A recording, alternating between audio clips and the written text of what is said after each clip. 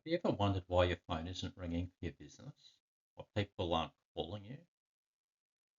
Well, it could be that phone calls never happened, or it could be that Google hasn't been promoting your business. Hi, and welcome to the Window Pro podcast. My name is Duncan McRae, and today I want to talk to you about the Google Business Profile.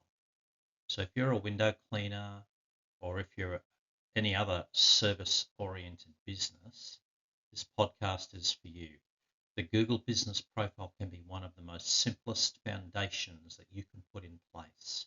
The great thing about it is that it's free and it helps you to get found on Google Maps and Google Search. So, what is a Google Business Profile?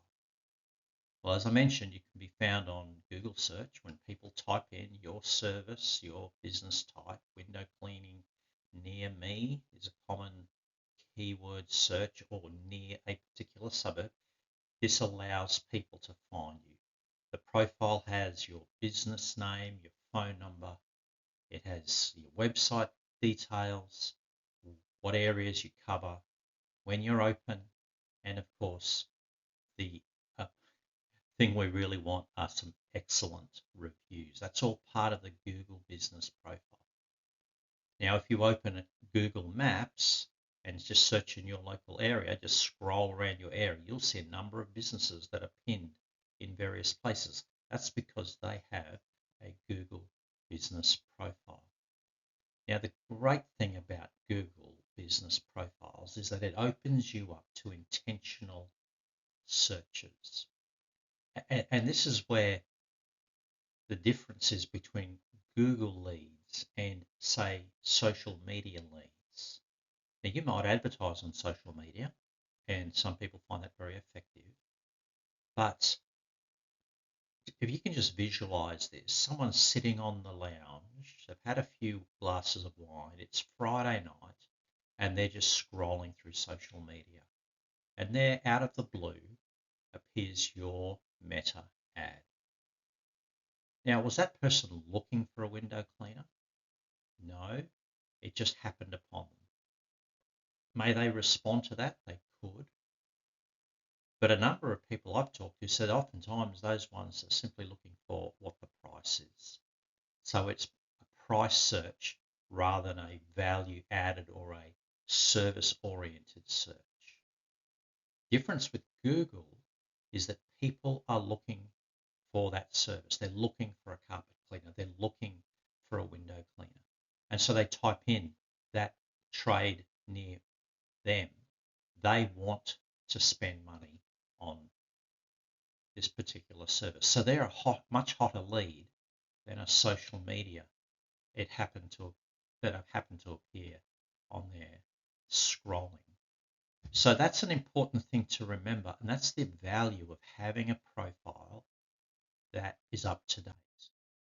Now, before we get started, so we're going to spend time just stepping through the various steps that go into setting up your profile if you haven't already got one. And later on, we're going to talk about some common mistakes that we have to try and avoid so that our profile doesn't get all messy and then it becomes a liability, not an asset. So before we start clicking around inside Google, it's important to get these basics ready. So you notice on this list, the first one, your business name.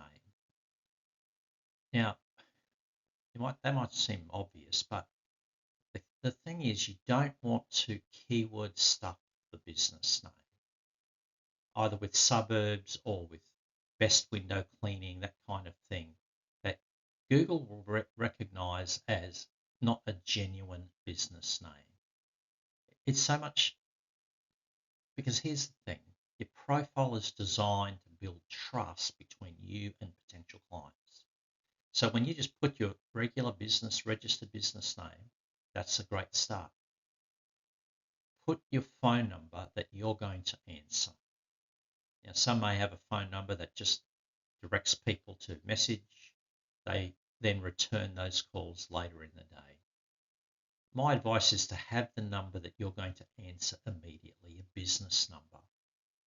Don't let it go to messages. Try and connect with clients quickly. That makes a massive difference in people then going with your service. Do you have a website? Maybe early on we don't, but that's okay. By putting a link in that spot there, if you do have a website, you can actually determine where people will go on your website. So in my Google activity, I will direct people to the quote tool that's on my website so they can leave the details requesting a quote and I immediately can return their call. So that's a really important thing. It may be that you have another means of collecting information from people, lead collection. It may be that that link can go into your website link, but either way, make sure that you use that properly. Now, service area, before you start your profile building, it's really important to know what suburbs you're actually going to focus on. Where do you want work from? Now, we may feel because we're a service industry business, we can just put anywhere in our metropolitan city. There is a danger to that, of course. One of my consulting clients is trying to find clients across the whole of a 6 million population size. So he's traveling from one corner to the other, trying to find clients. It's frustrating him, but he hasn't determined which suburbs are going to be the most important. It's something we've been working on. So that's an important thing. What realistic area do you want? What demographic are more likely to spend or are looking for your services, looking for your value-added service that is going to make a difference in their lives? They're people who have the disposable income, people who take pride in their large homes, large businesses, things of that nature. So think carefully and have that list of suburbs prepared beforehand. Business hours, you think, well, that's obvious. There is an option to be open 24/7. You don't put 24/7. Put a regular business hours when people can contact you and they can see that you operate legitimately. Now, of course, having a few photos ready to go, it doesn't have to be fancy or, photoshopped with an inch of their life, just photos of you in your business activity. And it's great if they can see you, because then when they call, they've got a picture of who they are dealing with. And that's certainly very, very important. So that's a bit of prep that you can do before you get started. So once you've done that, what's next? Well, you notice this next slide is called Create or Claim Your Profile. Now, maybe you've had a bit of a play at trying to set up a Google business profile in the past, and so there is one floating around there that you haven't completed. Go and claim that and work on that one rather than starting with a new one. Reason for that is when there's duplicates, it can cause some confusion and people don't know which is you. So if you haven't done that before, if there isn't your business name in another profile somewhere, then it's good to start and create a new one. So that way you can then start from scratch and just work through the steps that you have to take. So that's a couple of really important things. Don't create duplicates. Just use a Google account that you're going to keep long term. Now, with regard to a Google account, don't use some random personal email like johnsmith@gmail, unless your business is called John Smith Window Cleaning. But it would be so much better if you have a business email. It may be like mine, duncan@mccraeswindowcleaning.com.au. That's a Google business email address, or mccraeswindowcleaning@gmail.com. They're the accounts to use to build your profile. You need a Google account to make that happen.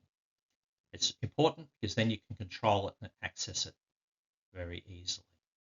So now that you've started your profile, you'll be asked to choose the business type. So you're a service area business. In other words, you travel, window cleaners, we travel to people's places. They don't come to us to get their services from us. There's not a shop front where they come and work. So if you don't want your home address displayed publicly, set it up in a way that it's still shown without it being shown. And what do I mean by that? Well, for example, I live in an apartment complex, and so while people don't come to my home for their services, when I was verifying my business, Google wanted a local address. That's important for the Google Maps search that we're relying on for Google activity. So I literally just put the address of the apartment complex. I didn't put my apartment number. And Google accepted that. And so then I'm on the map. People can find me without compromising your privacy if you're a bit concerned with that. Now, of course, then it asks you to choose your service area. So you've already picked those. What area? So I operate in the Brisbane Bayside, Brisbane Eastern Suburbs. That's an area with a demographic of monster homes facing the ocean, facing the Brisbane River. They're more likely to have window cleaning services than some of the lower socioeconomic suburbs elsewhere in the city. So that's what choice I've made. So don't try and set the whole state as your area. That's not feasible.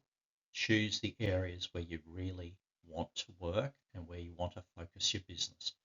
And of course, that helps you with minimizing travel. It's easier for scheduling because you're working at clients closer to each other. See, the goal here with our Google Business Profile isn't just to get more leads. It's actually to get really quality leads. And when we set out the proper category in Google and the suburbs we're going to work in, that enables you to lift the standard of leads that are coming through your business profile. Now, of course, if you do other services in addition to, say, window cleaning, you can add those a little later. So my tip would be just start with one service and then get your profile verified. You can always add that afterwards. If you have too many services added, it may impact your verification. It may determine how Google wants you to verify your business. So start small. Once it's verified, then you can add the gutter clearing, pressure cleaning, carpet cleaning, whatever else that you want to do in your business.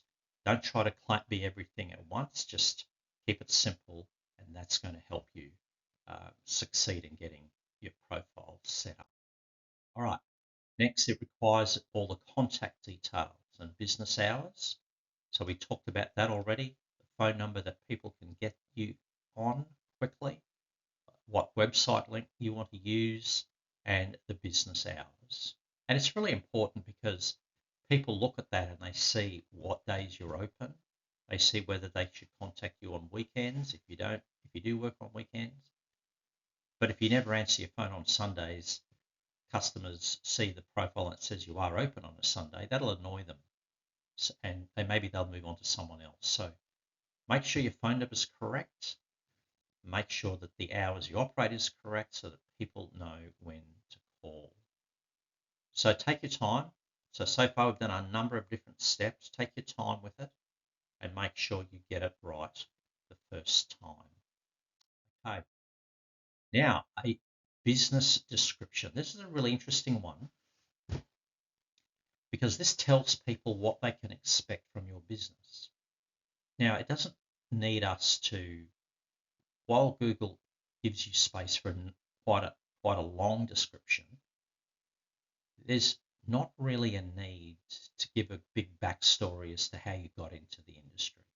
People are interested in something straightforward that will help them to see what they expect from you as a business.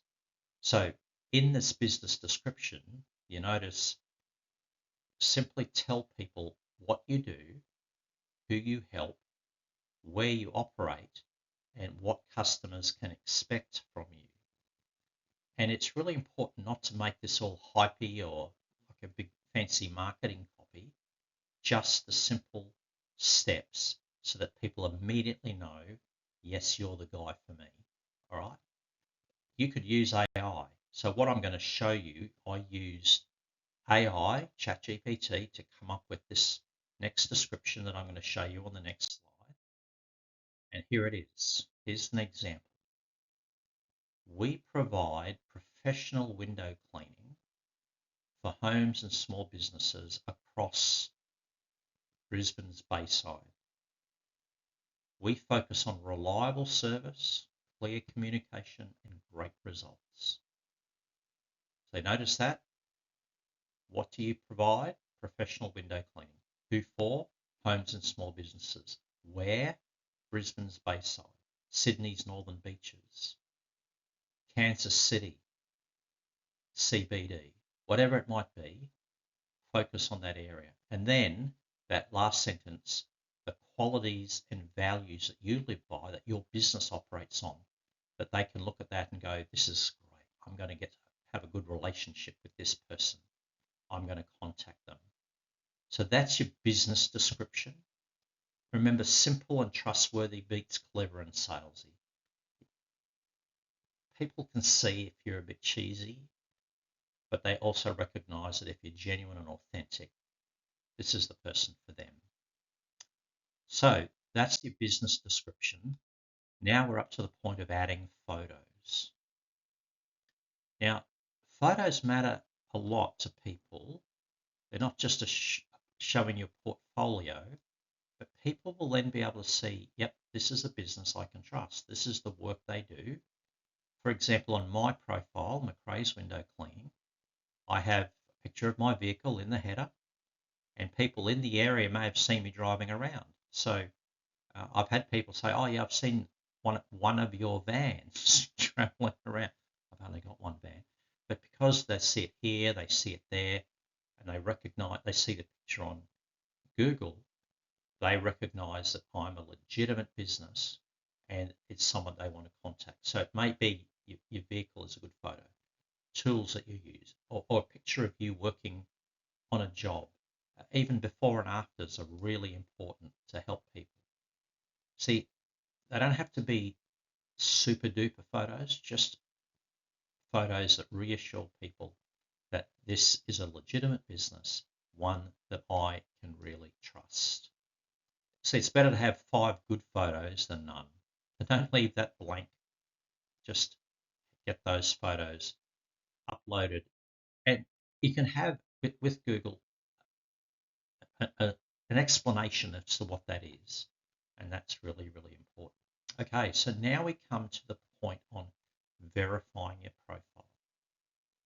Now, over the years, when I've verified businesses through Google Business Profile, back in the day it used to be Google My Business, now it's called Google Business Profile, there's been a variety. Some, it's been just after I fill out all the details and ask Google to verify it. In one business, they sent a postcard with a code that I had to enter, and that verified the business. Others, they literally verified it online. So I've heard of ones who have been asked to do a video explaining who they are, what they do, where they do that, so that it matches what information you've been entered. Whatever Google asks you to do, just do it. It may take a little time, but it's much better to spend the time doing that than not doing it and being frustrated at things not working out. So there's the steps that we've covered and the different things we have to do to get it started. Now, one of the important things, part of the value of Google Business Profile, is collecting reviews. This is a real priority. Now, it's better to have a Google profile with no reviews than no Google profile, but you want to have genuine reviews, and you can get started with a really interesting tip. Here's something that you can do to really get things kick-started with collecting reviews. Have you thought of providing a service, carpet cleaning, window cleaning, whatever you do, with people who you know, friends, family. You may even do the job for free. After the job, ask them to write a review. Send them the link to your review page, get them to write a review. And your friends and family will be more than happy as long as you've done the job for them. So it's legitimate. It's not just people spamming your review page. Legitimate people who benefit from your service so that they can review your business and that gets things rolling. Now, after you've done the job, this is where remembering to get reviews is so important. See, when you're starting to get those reviews building, your profile starts to have a power to it that elevates you over other similar businesses, your competition, in other words, because people see what's been reviewed, their trust is growing. It actually reduces price shopping because they are looking for a quality service. People feel safe choosing you. And eventually, as you build reviews, it gives you the opportunity to support a higher level of pricing because you're an established business. So here's a simple habit that it's really good for all of us to get into with regard to reviews. When you see that a job has gone well, ask the customer for a review while the experience is still fresh. Now, just a couple of days ago, from when I'm recording this, I did a very large house in Brisbane that was quite tricky, but the lady was thrilled with the outcome, and she's going to become a regular 3-monthly client. When I asked if she does reviews, she said, no, I don't, but I do referrals. So she's going to refer me to other people, which is just as good. But of course, it doesn't look like a review on your profile. But that's people and their choices. Some of them will not touch Google reviews, but others do. So last week, 2 clients had a great experience, and that was just busting to put a review on my profile because of the experience. So ask them while they're happy, while the experience is fresh, and you could then send them a link. So I keep a link in a WhatsApp file, a link to the profile page where they can put in the review. Others buy those Google review cards where people can scan a QR code. Whatever method you use, the key is do it. And that shows that you're interested in your business growing. And it also tells future customers that you care about the service that you provide. All right, you ready for some mistakes? So here are some common issues that we try and avoid when setting up our profile. Number 1, keyword stuffing your business name. It just looks really dodgy. It smacks of used car salesman. So don't do that.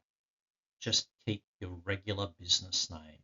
Whatever it might be quirky, it doesn't matter, but if it's a registered business name, pop it in there. Mistake number 2, don't create a duplicate listing.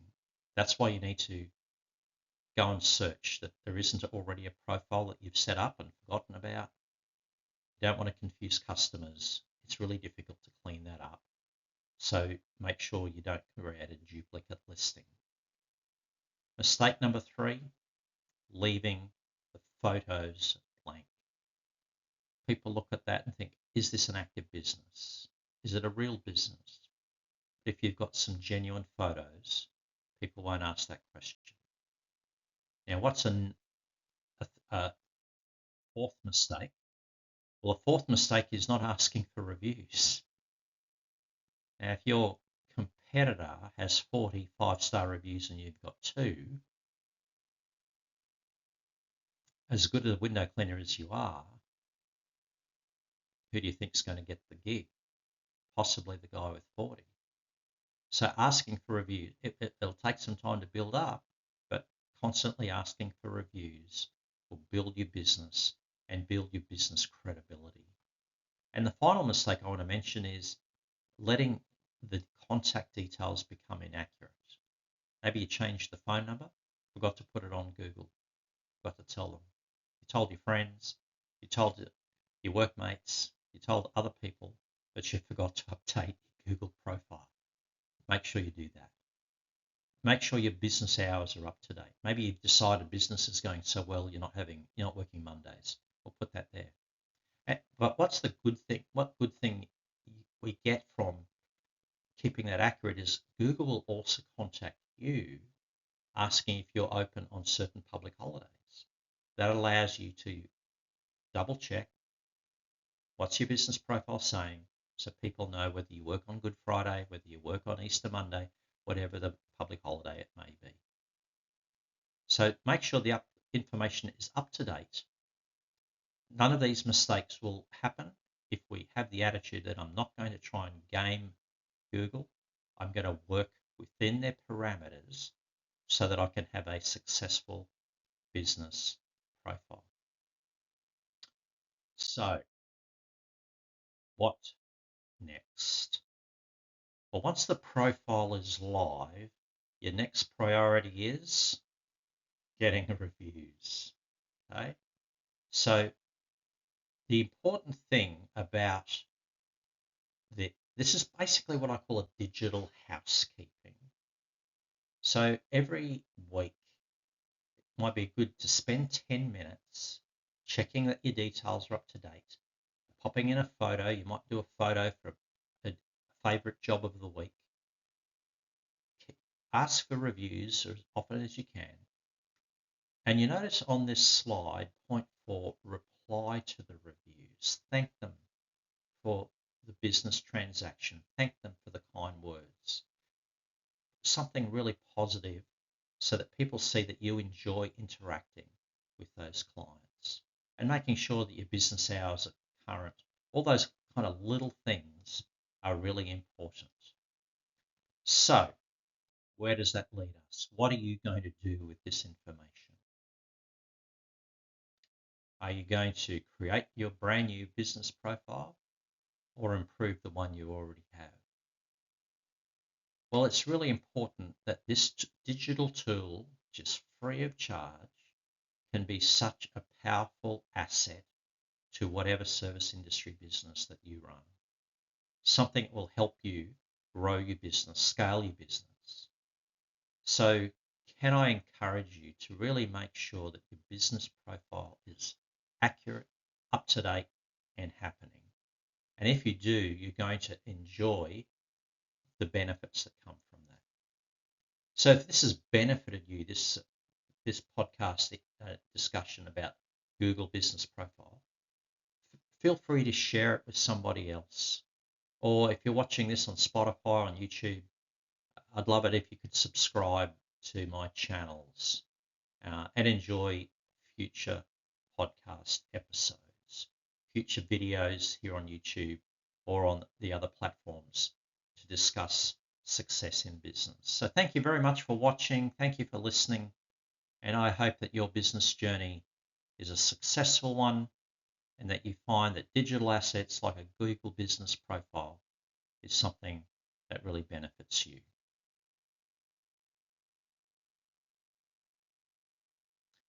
Now, just a little